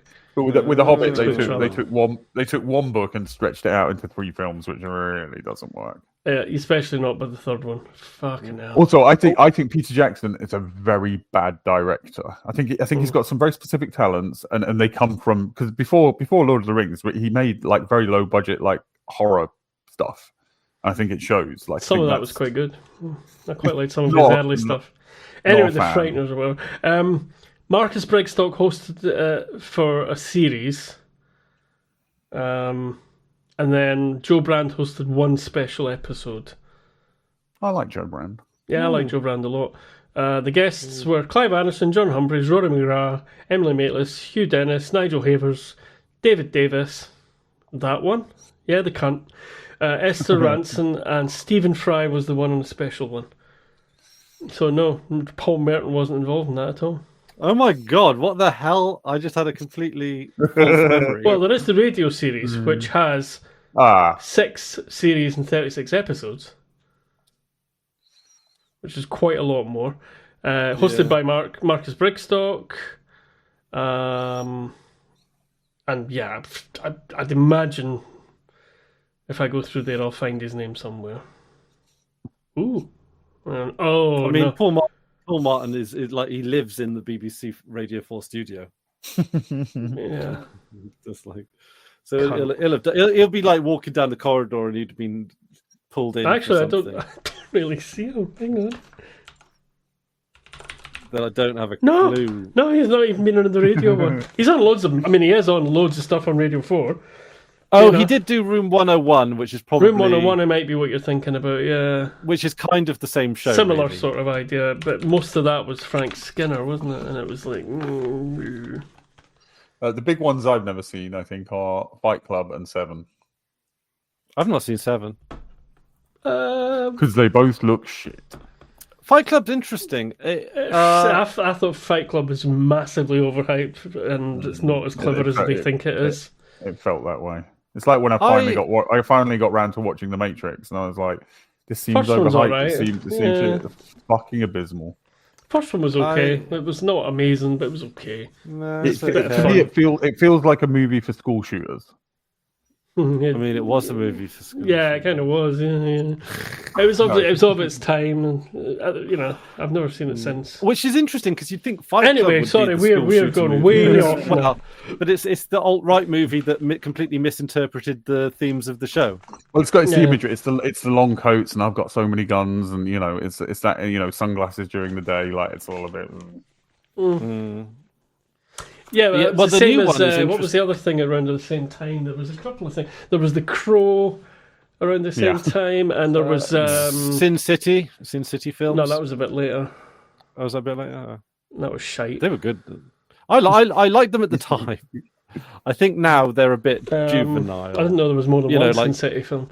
What's the other one I'm thinking of? Blade was the other one. It was kind of like Blade's far more tongue in cheek though. I like Blade. Yeah. But there was a lot of imagery that was similar. Imagery wise, definitely. That's what I was meaning. I mean, Deus Ex has it too. Yeah, exactly. Yeah.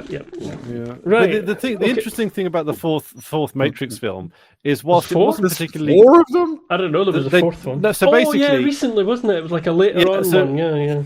So the Wachowski twins, basically, or siblings or whatever, they were basically roped in relatively coercively by Warner Brothers to do a fourth Matrix film, and so they did it a little bit kicking and screaming, and so the film is not particularly good.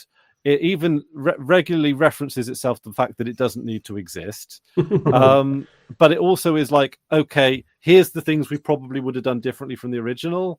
And one of the things I do like is that they actually added quite a bit of color into it. Okay. Just because it is a film without color, but I don't really have time for that nowadays. Hey, nobody got time for that, as the Mimi woman says. See, I know a young people's. I mean, that's quite a young people. She's not. She's an older woman, but the meme's quite. You young. are full old man yelling at Cloud in that. I know the young people. Fuck you all. Right. One thing I want to know. Sorry. Do you guys have any more to fill in? Because no, my notes are depleted. Christopher, give me your Sunday name because you've miffed me.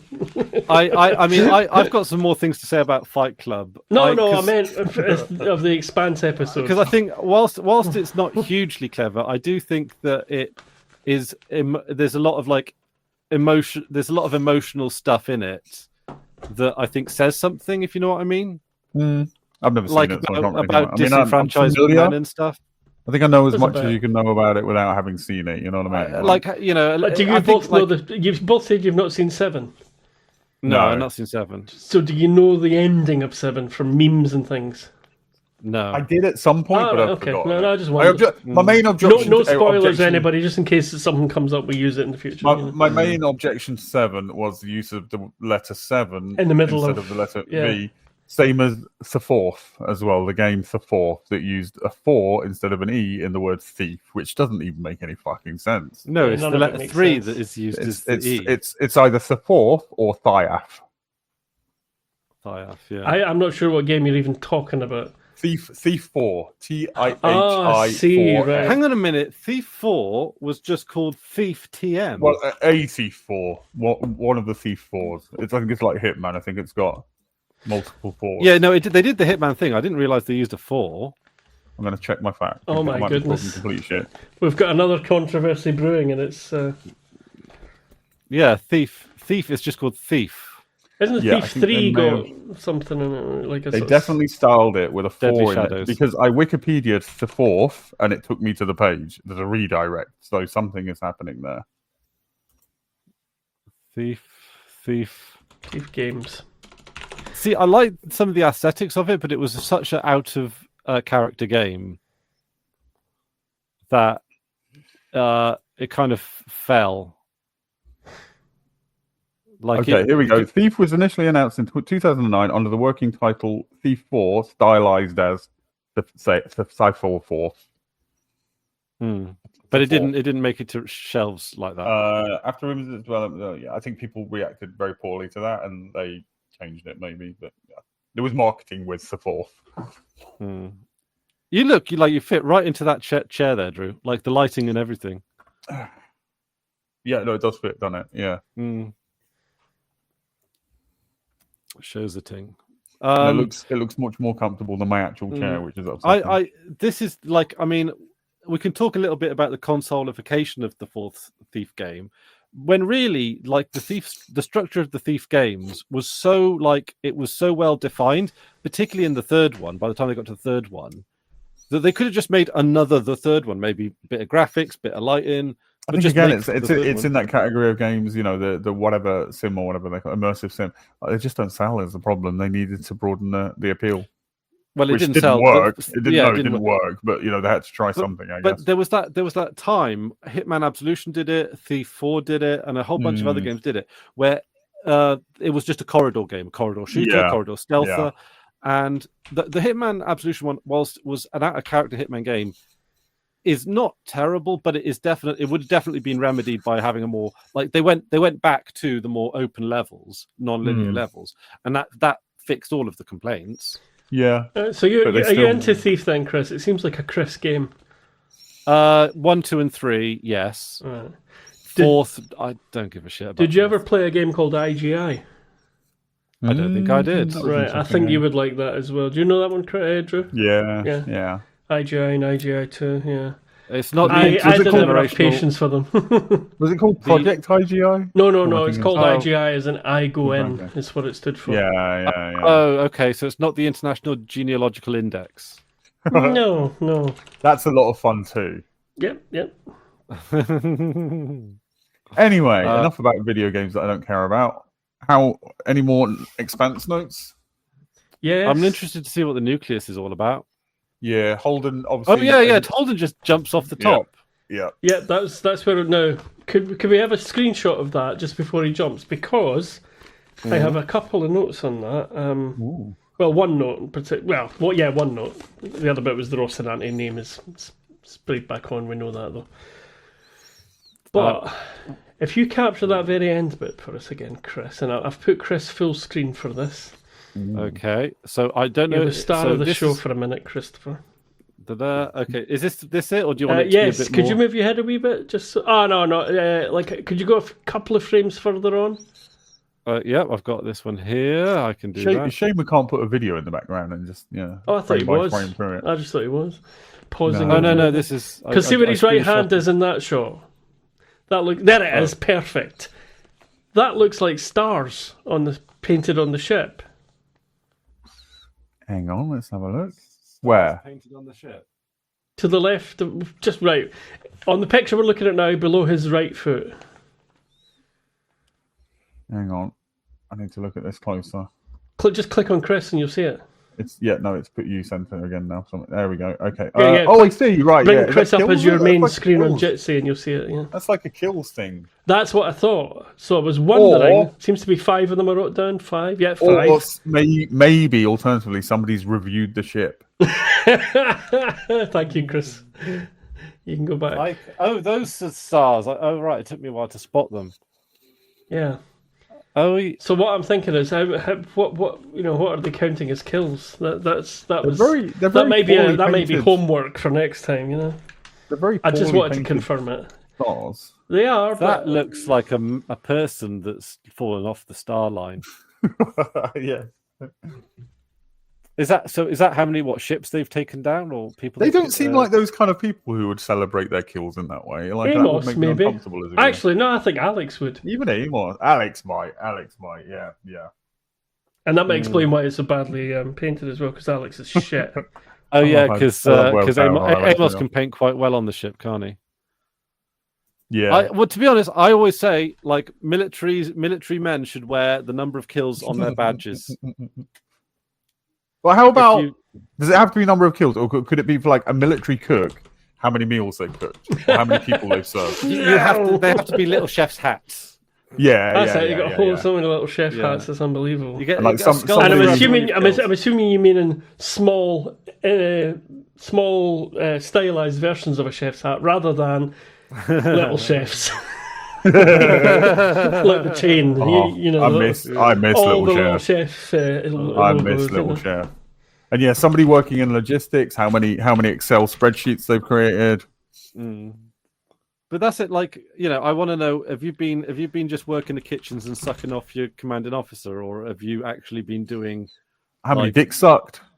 How many dicks sucked? Yeah. This, I like they've got all these really weird titles now that don't even ask, do tell. Don't ask, do. Yeah, if you're a driver, how many lifts given? Get your Uber star rating. No, I'm just. Oh, do you know what? Like, how I'm thinking very obvious. How much our government spend on the military versus the rest of the public sector. Yeah. They should be forced. All the things that they say are good enough for us, they should be forced to use in the military. So, all of their transportation should be done by Uber. Yeah. Well, what about Stagecoach? Don't know what that is. It's a bus service. Oh yeah, well maybe a bit of that. Yeah, all their catering should be done by I don't know, Subway or whatever. Greg's. I like Subway. Subway's fine. Greg's should be Greg's. Subway's a bit expensive. Greg's is Greg's is nice and cheap, and they do good vegan options. A good Greg's is fucking excellent, but sometimes the thing is with Greg's, I often find is that there can be a discrepancy from Greg's to Greg's to Greg's. Yes. Subway has that very American thing where it's very standardized, very regularized, right? Yeah, like the bigger the Greg's, the better the Greg's, in my opinion. But they'll do the Greg's sausage roll anywhere, so that's generally all right.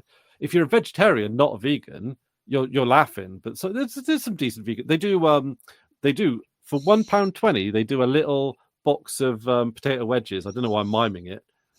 They're actually really quite nice. Food, you know what you do with food? You take it from the container that you've got it, and then you put it in your mouth. Stick it up your arse. That's out the middle. Do you know there's two? Right. I mean, I knew this as well, but I'm guessing you two didn't. But do you know there's two connections between the TV show and the band Rush? Oh, who fucking cares? Go on, blather on about your old man music. Anyway, because of the literary references, the Rocinante, on my ship, the Rocinante, blah, blah, blah, is a line in a Rush song from 1977. And also the 3 drones on the ship in the TV show are named after the 3 members of Rush. Oh, that's very cool. That's very cool. Despite the fact they were actually quite slow for drones, they weren't, just pop it. Because if you rush, you break. Very, very good. Oh dear. Very good. This actually forms a connection with the Trailer Park Boys because Rush makes several appearances in the Trailer Park Boys. Oh, right. I'm trying to. No, the reason I'm looking up the Rocinante is I'm trying to find anything about these stars. But 5 kills seems about right. Like, I can't remember, but for vague memory of the show, it seems about right. Yeah. Seems about right. Yeah. Armament. Battles. Does it mention battles anywhere? Formerly of the MCRN, and now owned by Rossi Corp. Hey, which is 4 people, as we know. Who owns the behemoth? That's a good Tycho? question, because presumably the builders of the ship, i.e. Tycho, didn't just build it out of the good of their heart. They must have been paid for something of that. So how the hell have they? How did they get to take it over? Before you've delivered something, I would imagine. I'm no lawyer, but I would imagine before you have delivered something, you probably own it. Like, they probably owe the Mormons. Yeah, they probably owe the money. They owe back. the Mormons a ship or money. Or money back. Yeah. But until delivered, I would imagine. Yeah, I was actually thinking about that during this episode. Yeah. Or is this actually now a Mormon ship and everyone's a Mormon? They just act like belters. That could be a loophole. Or maybe the contract just says deliver to the Mormons. So they all convert to Mormonism, and then they've done that. They've taken the ship, yeah. What? Maybe, wouldn't it be funny if the Mormons actually showed up with another ship from Jules Pierre Mao, like from Protogen? In the Star Protogen Destroyer. version of the, yeah. And then they go through the thing, because that's, like I wonder what would happen actually if the ring came up and Tycho was still building the behemoth along the for the Mormons. Yeah. And the Mormons were like, okay, we're ready to go. And then the ring opens up and they'd be like, yeah. Do you reckon the Mormons would be tempted to be like, maybe this is a sign? That would be a sign from God. How could you not interpret that as a sign from God? You've just built your cathedral, it's ready to go, and then suddenly the window into the new world literally opens up before you, and you think, this is obviously a sign from God. We have to go into the abyss, and that Hamish makes just sense. put on his poker face. Yeah. Something else I was going to mention is that the behemoth doesn't have the ship, the figurehead. Tutor. Yeah, I noticed that as well. Yeah. The tutor, Gabriel. So they've taken it away. It looks like what they've done is replaced it with like a more traditional sort of array of antennae for communication. But that statue probably had quite a lot of gold in it. So they Was were it like, really gold? I mean, I would imagine if it's a cathedral, like, why not gold? Oh yeah, I suppose. You know, In that case, they probably scrapped it and ran off with it. Yeah. I tell you what, yeah. you know, in my mind canon, Diogo pinched it and went. I was and just sold going to it. say, yeah. Lieutenant Diogo made off with it. Oh yeah, Lieutenant he is now. Yeah, I keep forgetting that. Or maybe Diego would just stick a traffic cone on its head. Yeah. How the fuck did you get a traffic cone this far into space? How do you know what a traffic cone is? Where did you get Well this done. weird orange wizard's hat from? Where did you get this 3D print of the VLC logo from, and why is it on the spaceship? Where did you get that? Where did you get that? Oh yeah, Cotton Eye Joe's making a comeback amongst the Jan Alpha memes. Fucking Understandable. Oh, I love dancing to that song in the club. It's a very memeable. I mean, the song is a meme in itself. It has that feel. It is a meme, yeah, and yeah. Hamish is. I keep meaning. So Cotton Eye Joe, Chris, how much better than Rush are they? I mean, I don't know Rush, so I couldn't possibly say. But Cotton Eye Joe is the name of the song, I believe, not the the artist. It's Frankenstein's monster. I don't know who did Cotton Eye Joe, as in. Well, I'm not going to help you guys. Is it Cotton? Is it literally Mr. Joe? I can't remember. When you say it, I'll know it. But The Rednecks. REDNEX, the Rednecks. Did not know that. Never heard There that were a before. lot in that era of music, like the early 2000s. There was a lot of music. Yeah. There was a lot of shite. Scatman. There always is a lot of that stuff, though. Every year has got it. We had like things like the Birdie song, and I do think there are certain points where culture. culture feels Cotton done, Eye Joe and then was stuff worse. like that comes out. No, the Birdie song is worse than Cotton Eye Joe. Fuck me. Yeah. Jeez, no, I don't. Hang on, the Birdie They're songs. both fucking Chris, don't. Agadoo. Yep, there you go. Well, you know the I remember- reaction to Agadoo, the chicken song by Spit and Image. Oh yeah. That is good. Yeah. Well, good in a. It's in the vein of those songs, but it says more about those songs. In the olden days of the internet, when Napster first came out, and Napster was for downloading music and also had chat rooms, I went into an alt rock chat room and convinced a bunch of Americans that I'd heard of this new cool alternative band called Black Lace, and you should have a listen to Agadoo. I literally got 30 or 40 of them to download it. Did you also get banned immediately afterwards? No, they saw the humor in the situation. Did you ever get? So you were a pre-Rickroller, were you? Is that before Rickroller? They might call him a prick roller. Yay! Definitely a prick.